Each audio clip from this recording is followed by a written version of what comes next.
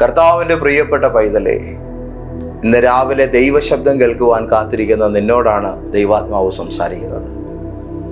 നിനക്ക് വേണ്ടി എന്തും നിന്റെ ജീവിതത്തിൻ്റെ ഈ സാഹചര്യത്തെ മുന്നോട്ടേക്ക് വിജയകരമാക്കാൻ നിങ്ങൾക്ക് ആവശ്യമുള്ളത് നിലവിലില്ല എങ്കിൽ അതിനെ ഉളവാക്കി തരാൻ, സൃഷ്ടിച്ചു തരാൻ യേശുവിനെ കൊണ്ട് കഴിയും.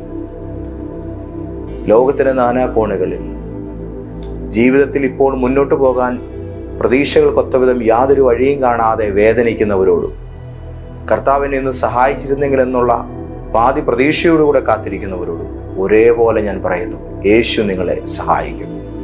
നമ്മുടെ ജീവിതം നമുക്ക് കർത്താവിൻ്റെ കരങ്ങളിലേക്ക് ഇന്ന് രാവിലെ സമർപ്പിക്കാം. നമ്മുടെ ലൈഫിൻ്റെ ഇന്നത്തെ സകല വിഷയങ്ങളെ നമുക്ക് യേശുവിൻ്റെ പാദപീഠത്തിൽ അർപ്പിക്കാം. അവിടുന്ന് നമുക്ക് വേണ്ടി പ്രവർത്തിക്കും.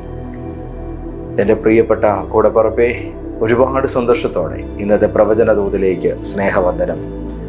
വിശുദ്ധ യോഹന്നാൻ സ്ലീഹായുടെ കരങ്ങളിൽ പരിശുദ്ധാത്മാവ് വെളിപ്പെട്ടപ്പോൾ ആ ദൈവ മനുഷ്യനെ കൊണ്ട് പരിശുദ്ധാത്മാവ് എഴുതിച്ച അതുല്യമായ ഒരു സുവിശേഷമാണ് യോഹന്നാൻ്റെ സുവിശേഷം.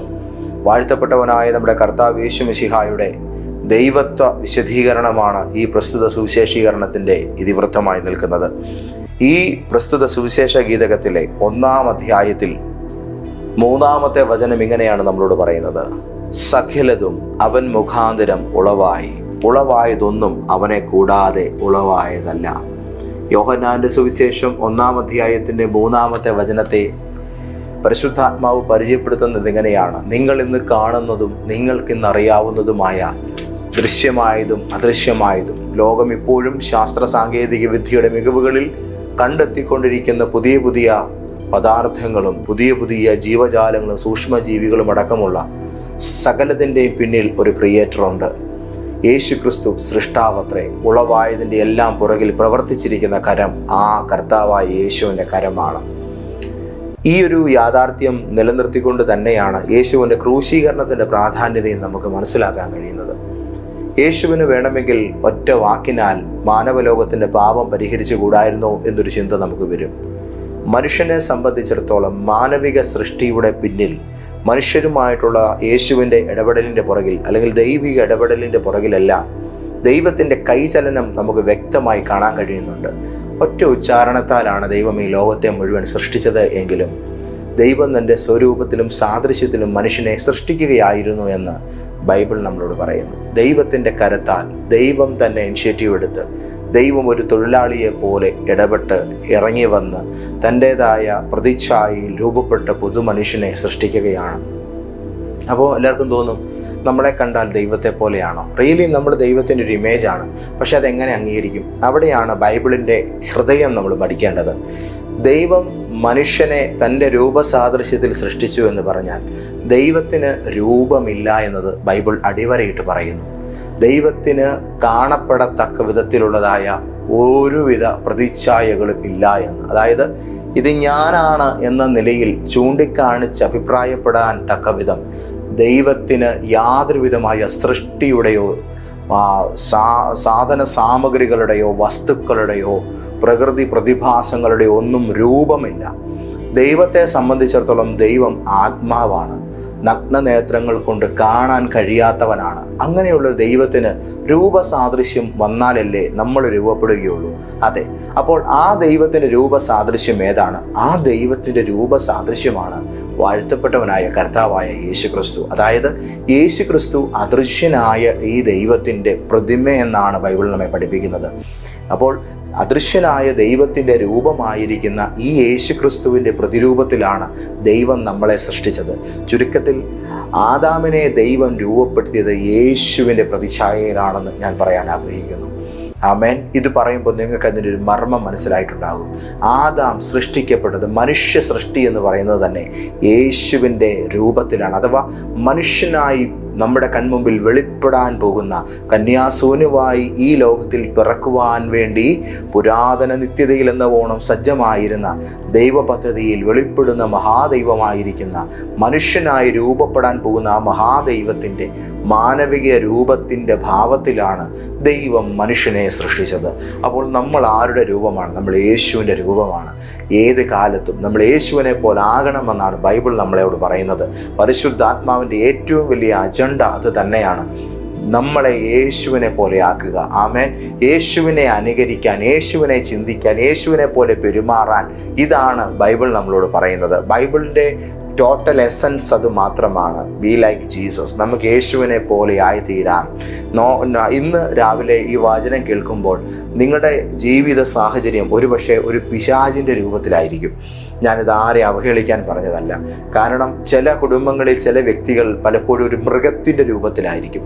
മൃഗം മനുഷ്യൻ്റെ രൂപത്തിലേക്കാകണം. ആ മൃഗീയമായ സ്വഭാവങ്ങൾ ഒരു മാനവികതയിലേക്ക് തിരിയേണ്ടതായിട്ടുണ്ട്. പൈശാചികത നിറഞ്ഞ ചില ദുഷിച്ച സ്വഭാവങ്ങൾ നല്ലൊരു മനുഷ്യത്വത്തിലേക്ക് തിരിച്ചു വരേണ്ടതായിട്ടുണ്ട്. അങ്ങനെയാണെങ്കിൽ ഈ ഭൂമിയിൽ പുതിയൊരു ആദാമായി എല്ലാവരും സൃഷ്ടിക്കപ്പെടേണ്ടതായിട്ടുണ്ട്. ആ സൃഷ്ടിക്കപ്പെടുമ്പോൾ നമ്മൾ ആരെ പോലാകണം? നമ്മുടെ സ്വഭാവം യേശുവിനെ പോലാകണം.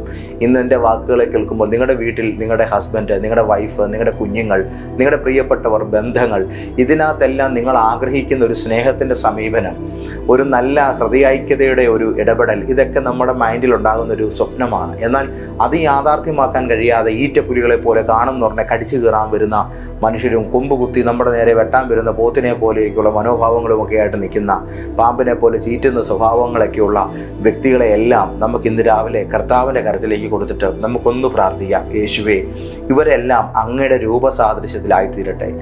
ശരീരം കൊണ്ട് മനുഷ്യ രൂപത്തിലാണേലും സ്വഭാവം കൊണ്ട് മൃഗങ്ങളായിരിക്കുന്ന, സർപ്പങ്ങളായിരിക്കുന്ന പലരും കർത്താവെ ഞങ്ങളുടെ പ്രിയപ്പെട്ടവരായിട്ട് തന്നെയുണ്ട്. ഞങ്ങൾക്ക് അവരെ ഉപേക്ഷിക്കാൻ വയ്യ, എന്നാൽ രൂപാന്തരം നൽകാൻ അങ്ങേക്ക് കഴിയും. സ്വഭാവം കൊള്ളുകയില്ലാത്തതിൻ്റെ പേരിൽ കളയാനാണെങ്കിൽ ബന്ധങ്ങളെല്ലാം കളയാനേ വഴിയുള്ളൂ. എന്നാൽ എവിടെയൊക്കെയോ ഒരു ട്രാൻസ്ഫോർമേഷൻ്റെ പവർ കർത്താവായ യേശു നിമിത്തം ഇന്ന് ഭൂമിയുടെ മേൽ നിലനിൽക്കുന്നുണ്ട്. നിങ്ങളുടെ പ്രിയപ്പെട്ടവരെ ഏറ്റവും നന്നായി രൂപപ്പെടുത്തുവാൻ യേശുവിനെ കൊണ്ട് കഴിയും. അപ്പോൾ നമ്മുടെ കർത്താവ് ഇവിടേക്ക് വന്നിട്ട് തൻ്റെ കരങ്ങളാൽ തന്നെ നമുക്ക് വേണ്ടതായ രക്ഷ, നമുക്ക് വേണ്ടതായ സൗഖ്യം, നമുക്ക് വേണ്ടതായ അനുഗ്രഹം, നമുക്ക് വേണ്ടതായ വിജയം, നമുക്ക് വേണ്ടതായ നിത്യജീവൻ, ഇതിനെയെല്ലാം യേശു ഇവിടേക്ക് വന്നിട്ട് യാഥാർത്ഥ്യമാക്കി. യേശു ഒരു പാറപ്പുറത്ത് ഇരുന്നിട്ട് കർത്താവ് ആ കാര്യം ചെയ്യുകയായിരുന്നില്ല. യേശു ഒരു മരച്ചുവട്ടിൽ ഇരുന്നിട്ട് ഈ കാര്യം ചെയ്യുകയായിരുന്നില്ല. യേശു ഒരു വള്ളത്തെ കയറി ഇരുന്നിട്ട് ഈ കാര്യം ചെയ്യുകയായിരുന്നില്ല. യേശു ഇത് കാൽവറി ക്രൂശിൽ തൻ്റെ ശരീരം തകർക്കാൻ കൊടുത്തിട്ടാണ് കർത്താവ് ഈ കാര്യം യാഥാർത്ഥ്യമാക്കി തീർത്തത്.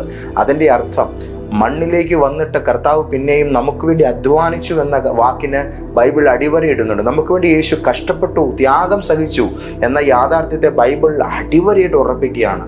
പ്രിയപ്പെട്ടവരെ, നിങ്ങൾക്ക് വേണ്ടി യേശു കഷ്ടപ്പെട്ടു, നിങ്ങൾക്ക് വേണ്ടി യേശു സഹനങ്ങൾ ഏറ്റു, നിങ്ങൾക്ക് വേണ്ടി യേശു നിന്ദകളിലൂടെ പോയി, നമുക്ക് വേണ്ടി യേശു എല്ലാം സഹിച്ചു. നോക്കുക, ഇന്ന് രാവിലെ ദൈവത്തിൻ്റെ ആലോചന കേൾക്കുന്ന എല്ലാ പ്രിയപ്പെട്ട കുഞ്ഞുങ്ങളോടും ഞാൻ പറയട്ടെ, നിങ്ങൾ യേശുവിനെ സ്വീകരിക്കൂ. നിങ്ങളുടെ ജീവിതത്തിനകത്ത് മാറ്റങ്ങളുണ്ടാകും. കർത്താവിന് നിങ്ങളുടെ ജീവിതത്തിൽ സമാധാനം തരാൻ കഴിയും. അതെങ്ങനെയാണ്, എപ്പോഴാണ്? ഇത് ഈ നിമിഷം തന്നെയാണ്. യേശുവിനെ എനിക്ക് വേണമെന്നുള്ളതായ ആഗ്രഹമാണ് ലോകത്തിലെ ഏറ്റവും പവർഫുള്ളായിട്ടുള്ള പ്രാർത്ഥന. യേശുവിനെ കൂടാതെ എനിക്കിനി പറ്റത്തില്ല എന്നുള്ളതാണ് ഏറ്റവും വലിയ വിശ്വാസം എന്ന് പറയുന്നത്. യേശുവാണ് എൻ്റെ ആശ്രയം എന്ന് പറയുന്നതാണ് ലോകത്തിലെ ഏറ്റവും വലിയ ധൈര്യം എന്ന് പറയുന്നത്. എൻ്റെ കൂടെ കർത്താവ് ഉണ്ടെന്നുള്ള സ്റ്റേറ്റ്മെൻറ്റാണ് ഈ ലോകത്തിലെ ഏറ്റവും അതിശയകരമായ അഭിഷേകമുള്ളൊരു വ്യക്തിയുടെ വാക്കെന്ന് പറയുന്നത്. അതുകൊണ്ട് നിങ്ങളുടെ ജീവിതത്തിൽ നിങ്ങൾ നിസാരമെന്ന് കരുതുന്ന യേശുവിൻ്റെ കൂടെയുണ്ട്, യേശു മതി എനിക്കെന്നൊക്കെ പറയുന്ന ഈ വാക്കുകൾ നിസാരങ്ങളല്ല, അത് പവർഫുള്ളാണ്. ഇടിമുഴക്കങ്ങൾ പോലെ പവർഫുള്ളായിട്ട് നിൽക്കുകയാണ്. നോക്കൂ, ഈ വചനം നമ്മളോട് പറയുന്നത് എല്ലാം യേശു മുഖാന്തരമാണ് ഉളവാക്കപ്പെട്ടത്. നമ്മുടെ രക്ഷയും യേശു മുഖാന്തരം വന്നു, നമ്മുടെ നിത്യജീവനും യേശു മുഖാന്തരം വന്നു, നമ്മുടെ വിജയവും യേശു മുഖാന്തരം വന്നു, നമ്മുടെ അനുഗ്രഹങ്ങളും യേശു മുഖാന്തരം വന്നു. വന്നതെല്ലാം യേശു മുഖാന്തരമാണ്. യേശുവിനെ കൂടാതെ ഒന്നും കടന്നു വന്നിട്ടില്ല. സകലതും എനിക്ക് കർത്താവിലൂടെ ലഭ്യമായി. ഇന്ന് രാവിലെ ഈ ഒരു ദൂതിൻ്റെ മുമ്പിൽ ആത്മീകമായതും സൃഷ്ടിപരമായതും എല്ലാം യേശു നിമിത്തം വന്നു എന്ന് മനസ്സിലായല്ലോ. അങ്ങനെയാണെന്നുണ്ടെങ്കിൽ നിങ്ങളുടെ ജീവിതത്തിൽ ഈ ലൈഫിനെ മനോഹരമാക്കി തീർക്കാൻ നിങ്ങൾക്ക് ഇന്ന് എന്തിൻ്റെയൊക്കെ അഭാവമുണ്ടോ അതിനെ ഞാനൊന്ന് തൊടാൻ ആഗ്രഹിക്കുന്നു. പണം, വീട്, വാഹനങ്ങൾ, തലമുറകൾ, കുടുംബങ്ങൾ, ബന്ധങ്ങൾ, സൗഹൃദങ്ങൾ, ജോലി, നിങ്ങളുടെ ലൈഫിനെ ബ്യൂട്ടിഫുൾ ആക്കാൻ നിങ്ങൾക്ക് എന്തിൻ്റെ അഭാവമാണുള്ളത്? ഈ വചനം വെച്ച് നമുക്ക് ഇന്ന് രാവിലെ പ്രാർത്ഥിക്കാം. ഇല്ലായ്മകളെ തകർക്കുന്ന ദൈവരാജ്യത്തിൻ്റെ ചുറ്റികയാണ് ഈ വചനം. ഉളവായതൊന്നും അവനെ കൂടാതെ ഉളവായതല്ല, സകലതും യേശുക്രിസ്തു മുഖാന്തരം ഉളവാക്കപ്പെട്ടു. അങ്ങനെയെങ്കിൽ ഈ വചനത്താൽ ഇന്ന് രാവിലെ പ്രാർത്ഥിക്കുമ്പോൾ യേശുക്രിസ്തുവിനാൽ എൻ്റെ ജീവിതത്തിലും വേണ്ടതെല്ലാം ഉളവാക്കപ്പെടും, ഉണ്ടായി വരും, എൻ്റെ ജീവിതത്തിൽ സൃഷ്ടിക്കപ്പെടും. ഞാൻ ദൈവിക സൃഷ്ടികർമ്മത്തിൻ്റെ അകത്ത് വിശ്വാസം അർപ്പിച്ച് പ്രാർത്ഥിക്കുന്നു. ഈ വിധത്തിൽ ഒരു തീവ്രമായ പ്രാർത്ഥനാനുഭവത്തിലൂടെ നിങ്ങൾ മുന്നോട്ടേക്ക് നീങ്ങുമ്പോൾ മിറാക്കിളുകൾ ആരംഭിക്കുകയാണ്. ഓ ജീസസ്, നമുക്ക് കൂടുതൽ ഇനിയും എക്സ്പ്ലെയിൻ ചെയ്യേണ്ട കാര്യമില്ല. ഈ വചനം തന്നെ നിറവാണ്. നമുക്ക് പ്രാർത്ഥിക്കാം. അപ്പാ നന്ദി, ഞങ്ങളെ അതിവാത്സല്യമായി സ്നേഹിക്കുന്ന ഞങ്ങളുടെ ദൈവമേ, സ്വർഗീയ പിതാവേ, അവിടുത്തെ വാത്സല്യനിധിയായ പ്രിയപ്പെട്ട പുത്രനും ഞങ്ങളുടെ ഏറ്റവും പ്രിയപ്പെട്ടവനും ഞങ്ങളുടെ ജീവനും ഞങ്ങളുടെ പ്രാണരക്ഷകനും കർത്താവുമായ യേശു ക്രിസ്തുവിൻ്റെ മഹോന്നതമായ നാമത്തിൽ അങ്ങയുടെ പൊന്നോമനകൾ പ്രാർത്ഥിക്കുന്നപ്പേ, ഇന്ന് രാവിലെ എൻ്റെ വാക്കുകളെ കേട്ട് ആത്മീകമായി ബലപ്പെട്ടവർ, വചനം കേട്ട് സന്തോഷിച്ചവർ, ജീവിതത്തിനകത്ത് ധൈര്യം കണ്ടെത്തിയവർ, ഇവരെല്ലാം ഓർത്ത് സ്തോത്രം ചെയ്യുന്നു. എന്നാൽ അതിലുപരി കർത്താവിന് വേണ്ടി ഹൃദയം തുറക്കുവാൻ വെമ്പൽ കൊണ്ട് ഞാൻ കമ്പൽ ചെയ്തതിനാലല്ല കർത്താവേ, ഈ ദൂത് കേട്ടപ്പോൾ യേശുവിനെ കൂടുതലായിട്ട് അറിയാൻ, യേശുവിനോട് കൂടുതലായിട്ട് അടുക്കാൻ ഒരു കൊതി എങ്ങനെയൊക്കെയോ ഉള്ളിൽ കയറി പറ്റിയ കുറച്ച് മനുഷ്യരുണ്ട്.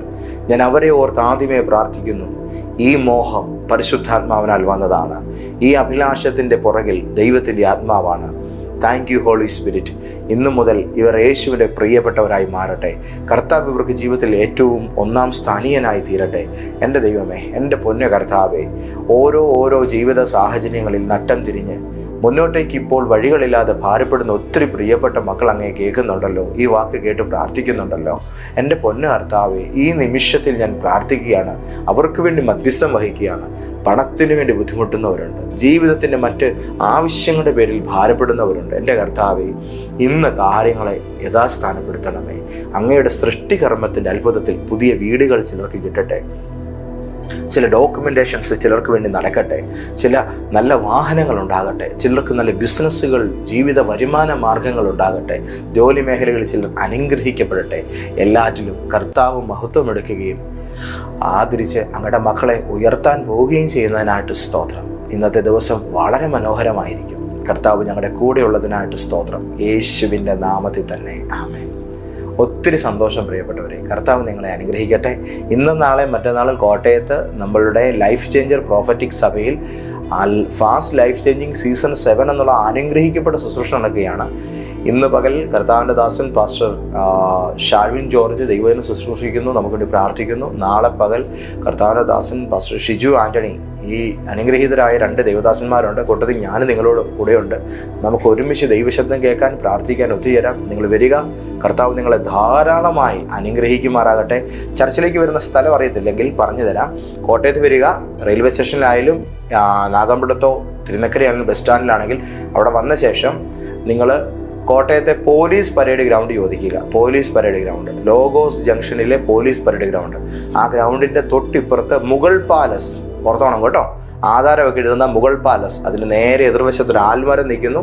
ആൽമരത്തിൻ്റെ പുറകിലായി ലൈഫ് ചേഞ്ചർ പ്രോഫറ്റിക് ചർച്ച്, അതായത് മന്നാകുളത്തിൽ ബിൽഡിങ്ങിൻ്റെ 7ാം നിലയിൽ ലിഫ്റ്റ് ഉണ്ട്. നിങ്ങൾക്ക് വരാം, സമാധാനമായിട്ട് വന്ന് മീറ്റിംഗ് കൂടിയിട്ട് കടന്നു പോകാം. കർത്താവ് നിങ്ങളെ ധാരാളം അനുഗ്രഹിക്കട്ടെ. God bless you. പിതാവാം ദൈവത്തിൻ്റെ സ്നേഹവും യേശു ക്രിസ്തുവിൻ്റെ കൃപയും പരിശുദ്ധാത്മാവിൻ്റെ കൂട്ടായ്മയും നിങ്ങളുടെ കൂടെ ഉണ്ടായിരിക്കുമാറാകട്ടെ. ആമേൻ.